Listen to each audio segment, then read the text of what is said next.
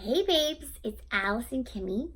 Today we are gonna get real and raw and vulnerable and a little graphic, but we're gonna try to have a little bit of fun too. So today I wanted to talk to you about miscarriage. I personally have just experienced my second miscarriage. I had a miscarriage in January, which was a chemical pregnancy. So basically I got a positive and then a negative and basically had a regular period. So if I hadn't taken the early test, I would not have even known I was pregnant. The second miscarriage that I just had, it was a missed miscarriage, and it was last month, July 24th is when we found out. And the baby was supposed to be 11 weeks, but when we did the ultrasound, we found that it had stopped growing at 8 weeks. And so ensued the rest of the process of having a miscarriage, which was something I had never experienced before. And there was a lot of unknowns involved with it and not a lot of support as far as what to expect. And so I wanted to create a video and a resource for anyone that is currently going through this process, may go through this process in the future, or somebody that has been through a miscarriage and just is still trying to navigate it and feeling like they're alone. And so I'm titling this video, What to Expect When You're No Longer Expecting. There is such a mixture of emotions, and there's a physical, a mental, a spiritual toll that this experience takes on us women. And the first thing I want to say before I even jump into this is, number one, this is not your fault, okay? I think that that's one of the first things that we think of when we find out that we have miscarried is, what could I have done differently? What did I do wrong? And there's so much research done that there's no way to know what happened, but that really there's nothing that you did. There's nothing that you could have done differently. It's not about if you over-exercised or you got too hot or you had too much coffee or whatever. You're thinking back, oh, I could have done this. I should have slept more. I shouldn't have taken that boat ride or blah, blah, blah, blah, blah. That's not it. It's not it. So stop that, okay? It's not your fault. The other thing I want to tell you is that you're not alone. This is not something that you should feel like you're set off on a lonely island and nobody else experiences this. In fact, more than 1 in 5 pregnancies end in a miscarriage, okay? Just let that sink in. That's a lot. So why don't we hear about it very often? Well, because people don't talk about it. But I'm trying to change that. I want us to talk about it a lot more. Because if 1 in 5 women are experiencing a miscarriage, then that means if you get a group of women together, 5 women or 10 women, there's at least 2 women that have experienced a miscarriage. And you know what? I have found since this experience that it's more than that. So basically what I did was I tried to compile my thoughts as best as possible. I wanted to do this while it was still fresh on my mind as far as what exactly happened. And just kind of share the things that I learned along the way that will hopefully help you in whatever season that you're in. So the first thing I want to talk about was the emotions, the extreme grief. But with that, since grief is such a powerful emotion, there's so many different ones that are part of it, like denial and anger and extreme sadness. And then the feeling guilt for having a little bit of joy or having laughter. And there's just so many emotions, not to mention all of the hormones that are just pulsing through your body. So you have to be gentle with yourself and understand that you're going to feel all of the feels. I'm telling you, all of the feels.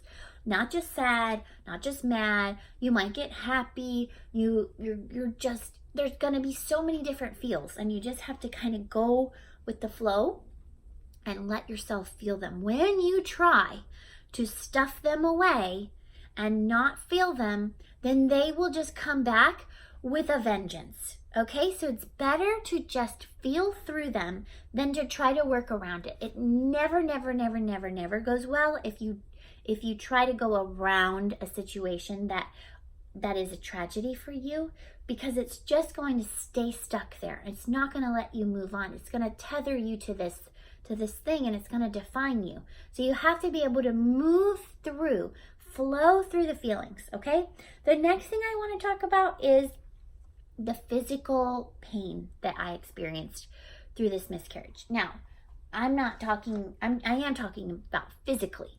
So when I found out that I had a miscarriage, basically they gave me a few options about how to go through the process next. And I decided to try to see if it would happen naturally, because with a miscarriage, the baby stopped growing and things stopped happening weeks before you find out. So sometimes once your brain kind of catches up with your body, things will progress naturally. And that is what happened for me. So I'm only speaking on that behalf. I don't know if I mentioned this, but obviously I am not a medical professional. This is only a personal experience that I have had. So please always consult with a doctor if you're going through something so grand as a miscarriage. It's not something to just kind of wing it on your own. Like, you need a medical professional involved in this process. But for me, it happened naturally after discovering that the baby had passed away at 8 weeks. And so I was 11 weeks, or I had carried the baby for another 3 to 4 weeks after it had stopped growing. We found out on a Thursday, and I miscarried over the weekend, so a Saturday to Sunday. And the doctor had suggested that I get a pain medication prescription, which I did not fill because I did not think that it was going to happen so quickly. But here I am on the weekend, and I'm having contractions. Okay, I have 2 other kids, and so I know that these are actual labor pains. And what I didn't realize had to happen was that your cervix still has to dilate to a certain size. So your cervix is inside there, and it's like really tiny, and then it has to get a little bit bigger. And like when you're having an actual baby, it has to get to 10 centimeters. Well, obviously you don't need to get to 10 centimeters to pass all the tissues, but you do have to dilate some. Sorry. And when you're dilating, that means you're contracting. And so you're going to have actual labor pains, and they're not just like soft, fluffy things, or like, oh, I have like period cramps. No, it's not slightly uncomfortable. It's extremely uncomfortable.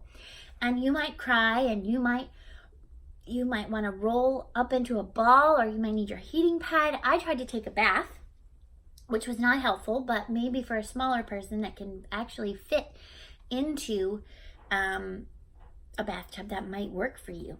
But yeah, physically, you need to prepare yourself for something that is going to be extremely painful.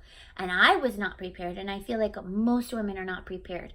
And the other thing that I can't stop thinking about is, if I didn't know anything about labor and birth. Now, I'm a registered doula, so I know a lot about birth. I had 2 unmedicated natural births, one at home, and I guess the second one at home, right, with the miscarriage. And if I didn't have all of that knowledge, I just can't even imagine how scary this process could be if you didn't have a clue what was going on in your body. So I want you to know that it's very normal to have pain, okay? And it's very normal to have a lot of blood, which leads me to another point that I wanted to make, and that is that diapers, adult diapers, are going to be your best friend. I made a post not that long ago that was called "This is Miscarriage," okay? And it was me standing in the cute purple adult diaper with my heating pad. Let me tell you what, this whole miscarriage thing looks a whole lot postpartum to me. You have to wear the diapers, you're leaking, you need a heating pad, you're tired. Like, it's like a full-on process. Your body is working really hard. But there was a time during the miscarriage, and the hardest part lasted about 24 hours for me. And I couldn't get off the toilet for about an hour. Like, I couldn't, because every time I thought I was kind of in a breaking point, like a stopping point, I would try to stand up, and then more things would just gush out of me, and pieces, like tissue pieces. And yes, of course, you're kind of like, oh, do I want to look? Do I not want to look? What is that, my baby in there? It's very, just kind of fucks with your mind, okay? Sorry for the language, but I don't know any other word to say. It's very just, whew. But the diapers help so much. I was able to get off the toilet and go just lay in my bed and just get some rest, because your body is working so hard. You know what else happened when I sent my husband to get these diapers? I said, get me all the junk food. I needed a Snickers bar, yeah, Diet Coke. At one point I sent him out to get me a Wendy's Dave's double and a Frosty. Like, just, your body's working so hard. You just need to feed it with whatever junk comfort food you want. It doesn't matter. Right now, all about you. All about feeling as good as you can in the moment, because obviously everything is just crashing around you. So you might as well eat a flippin' Snickers bar, okay? Obviously, it goes without saying that there's going to be a large amount of blood. Sometimes they say it could be like your heaviest period. No, this is like Shark Week. And the funny thing was, it's not really funny, but it was Shark Week. It was Discovery Channel Shark Week. And like, I was having my own personal Shark Week at home. It was like just blood everywhere. It was like leaking everywhere. It was just dripping down the toilet. I mean, I'm telling you what, it is insane. So be prepared. Now, here's another thing. If you're like me and you didn't wait till that 13-week mark for announcing and you decide to go on your YouTube channel and tell 200,000 people that you're pregnant, you're going to have to tell 200,000 people that you're not pregnant anymore. And so that was an interesting thing, because it was literally 4 days before we found out we miscarried that we had announced to everyone that we were expecting. And to this day, we're almost a month out. We're still getting congratulations from people in our community and having to kind of say thank you, but we're no longer expecting. And then, of course, there's that really awkward silence and they feel really terrible and they don't know what to say. And at first it was really hard. It was like, you know, you would get choked up every time you would have to talk about it. And there was like a week that I just didn't even want to see anyone, and I tried not to leave my house. And that's okay. Like, you're going through this process. You're going through a loss. It's like, it's okay to not want to go see anyone and to only want your family nearby and to just stay in the house and order delivery. Like, do it. Fine. Just do you. Like, let yourself have that space to heal. Let's see. Oh, I wanted to say also that if you have other kids at home, if it's possible at all, while you're physically going through the process of miscarrying, to have your kids go stay with someone else. I had my mother-in-law come pick up Graham and Campbell. I think it would have been extremely traumatic for them to be around when I was standing at the bottom of the stairs and just had like a gush of everything come out of me. I think they would have been very, very concerned for me. They already were really concerned for me because I was crying the most they had ever seen. They'd never seen me cry that much, and they just kept asking me if I was okay, which was super sweet. But I had my mother-in-law come pick them up so that they could have some fun and I didn't have to worry about them. The next thing I wanted to say is you can expect to learn about how many women this actually happens to. It's just kind of like this unspoken thing. Like, once you start talking about it, all of these women come forward. And that's exactly what happened. When I shared about my miscarriage online, I had over 6,000 people write to me. That's a lot of people. And not only that, but I found even in my own family how many women had had miscarriages. Like, obviously, there are so many women out there who have experienced this, and you're not alone. But let me tell you what, you'll feel alone if you don't talk about it. If you don't tell anybody what happened, like say you never announced it. Say you weren't like me. Say you were 8 weeks and you weren't going to announce till 12 weeks, but then you had a miscarriage and so nobody knew. If you don't talk about it, you're not going to be able to work through it. I am encouraging you to talk about it. Be a voice for that baby. It's okay. Like, just because it didn't come to life doesn't mean that it's not worthy of talking about. Like, you have the right to express yourself, to go through the emotions. Don't let anybody tell you that it wasn't real just because you didn't have the baby. This is very real. This loss is very real. But I will tell you 150,000%, I'm only able to sit here and talk about this without bawling my eyes out because I've been talking about it every day for 4 weeks. And so now I can talk about it because I know I'm being an advocate for this baby and for other women out there. And I'm able, not that I don't get upset, but really, if I weren't talking about this, I wouldn't be able to talk about it now. Okay, next thing I want to talk about is triggers, okay? Be prepared, my girl, to be triggered, okay?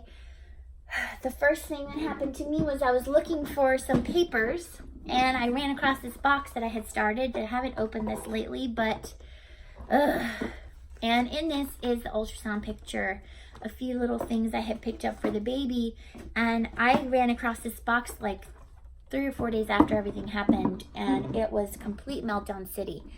Not only finding things that maybe you had started planning for that life with the baby, but I had to go to a baby shower, and I don't know, watching freaking HGTV and somebody was pregnant on it, or whatever the trigger might be. They're going to be all around you, and you just have to know that it's okay. Feel the feels. I was crying at the baby shower, okay, y'all? I was crying at my house. I was mad at the girl on TV that was pregnant because I wasn't. It's okay. These are natural, normal feelings, but you got to work through them. And you got to tell somebody. You got to have somebody that you can talk to. I was texting my mom a lot. I had a couple friends that had been through it. I would take to the internet and just share how I was feeling and let people know that it's okay and that it's normal to have really good days and really bad days. Like the next day after I found this box, like I had a really awesome day where I was just in the moment. And the other thing that I wanted to say on that sort of like at the end of that is that you can expect to appreciate the little things so much more. When you experience a loss, when you really get a jolt of, oh my God, life is so precious. Oh my God, I only have this amount of time left on this earth. I want to make the most of it.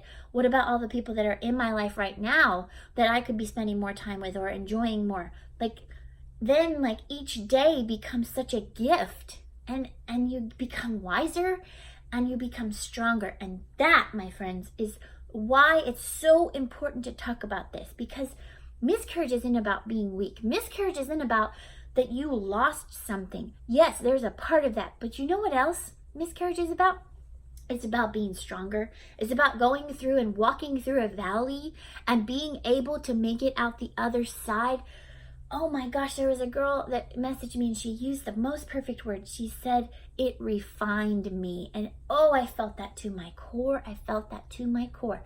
I feel refined. I feel like honed in on what's most important right now because I walked through this experience. And there's just nothing that can take that away from you. Okay? Another thing I want to talk about is just taking care of you. After my first, and I want to talk about how relative everything is. When I had my first miscarriage, which I didn't even get to see the baby on an ultrasound, I was devastated. And then I had this miscarriage 11 weeks in, and I was devastated. But the feelings were almost similar because it was all relative. I had never had a miscarriage before. And even though I never got to know that baby, especially with the first one, the pain was similar to when I found out that at 11 weeks that I had miscarried. And so don't like shortchange yourself if you have a chemical pregnancy versus somebody who loses their baby in their second trimester or stillbirth. Like, your grief and your pain is valid. However you're feeling, you need to work through it. And don't feel bad. Don't feel bad about it. Like, this is your time to work through this. And don't just make sure you give yourself time to do that. I knew from the first miscarriage that I would have some pent up extreme anger towards my body. And I had that for a while. I had that for like 4 or 5 months, and I didn't even realize it until I did this art exercise in Canada when I was up there with Dove, and I painted my uterus because I was still like holding so much tension there because I was so mad at it. I was so mad at it for not working right. And I was able to release that. And then coincidentally, when I did that painting was when I didn't know yet, but I was pregnant. And being able to process this second miscarriage that I've had, I know that for myself, I was even more susceptible to having hatred towards myself again and being really mad at my body. And so I've taken to yoga right now. That really helps me get in tune with myself. I've been taking care of the things that I eat, the things that make me feel really good. I love the fruits and acai bowls and all sorts of things I've been getting out. I've been making sure that I sleep enough. Really make sure that you're taking care of you. You are so important. You are. Make sure you're taking care of you. The last thing I want to talk about is that you're going to come to a point when you're going to have to decide, okay, am I going to try again? Am I not going to try again? And I just made a post about this yesterday because it's a really very personal decision. And for some women, they want to just jump right back in and start trying again. And, maybe this next, try to replace what they lost. And if that's you, fine. Like, go for it. Like, when you're ready, jump on in. I've read lots of different research that says that right after your miscarriage that you're very fertile, and some women don't even have a cycle and they conceive before they even have a cycle because everything's just kind of already prepared down there. And some women can't even fathom the idea of moving forward, and what if this happens again, and how can I justify trying again if I don't know what the outcome will be. And all of these questions are so valid, and you can only answer them for you, but I wanted to make sure you're taking the time to ask yourself the question. I know that it's always, like, when you're trying to conceive and you're having kind of a difficult time, like, it's go, go, go, go, go, go, go. Like, every week is planned out. Okay, this is my fertile week. Okay, this is the 2-week window. Okay, this is when I need to pee on the ovulation sticks or wear my Ava band and make sure I know, when my fertility is. And this is when I need to pee on the pregnancy sticks. And everything, like, has a purpose. And you're just moving. And it's like, oh crap, it didn't happen this month. And it becomes like this machine almost. And you're just like grinding out the next days. Grinded, you know what I mean? But anyways, you have to decide when you're ready for you. And if you even want to try again. My son and I had a conversation about it the other day. He's a very, very, very sensitive boy. And he just asked me, why would you want to try again? And it was a difficult question to ask myself. But the truth is, I see a life with another person in it, multiple persons in it. And when I found out I was pregnant, I had begun to live that life and view that life in the future in my brain. And it's something that I'm not willing to give up just yet. It's also something that I kind of feel like it's time for me to surrender the outcome to God. My faith has played a large role in this, and I know that not everybody shares the same faith, but my faith has played an extremely large role in my ability to recover from this miscarriage. And so I've decided personally that I'm just I'm lifting up my hands and saying, God, if this is what's supposed to happen, then I know that you will bless us with, that's why I wore this, a rainbow baby. And we'll just see. I feel in my heart that the pain of it happening again, say I do have another miscarriage, but say I don't. What if I do get pregnant? What if I am able to carry to term this next time or the next time or the next time? The joy that a child brings, a joy that it's just such a blessing, and it far outweighs the pain of the loss. And for me, that's sort of where my mind goes, and that's sort of how I make the decision process. Now, I will say that it could be very different for your spouse. Everybody grieves differently. And for my spouse, his initial reaction was, well, maybe it's just not meant to be. I don't know if I want to try again. And that can be extremely devastating. Obviously it was for me to hear that, but it was sort of an invitation to have a really hard conversation together again. And this miscarriage could certainly tear a relationship apart if you're not willing to talk about it and communicate together. So I want to encourage you, this isn't just about you. This is a family decision that you need to talk with your spouse and make sure that you guys are on the same page together. Maybe they're scared too, like it's probably, I know it's very hard for somebody that loves you to watch you go through a very, very difficult time. And it's very understandable for them to not want to have to see you go through that again. So make sure you're keeping an open line of communication with everybody, everybody that cares about you. So that was kind of it. That was like my outline of what to expect when you're no longer expecting. It is an experience. And like I said, I'm about 1 month out from the experience. I've learned so much from all of the women that have reached out to me. There's so much strength. Women are so strong. It's just incredible. And I just want to encourage you to tap into that strength. And if you don't feel like you have it right now, then tap into your sisters, because we're all around you. We're ready to wrap our hands around you and our arms around you and our hearts around you, because I know how difficult this is. And I know how easy it is to feel alone. But you're not alone. You're in very good company, and we can get through this together. So I hope that this is valuable to you. I hope that if you know somebody going through this process in your own life, that you share this with them. I hope that if it's you, if you're the one, that you feel encouraged and you feel inspired and you feel just a little bit less alone when you go through this process. So that's it for now. I'm sending you love and light and healing, and I just want to tell you to just do you.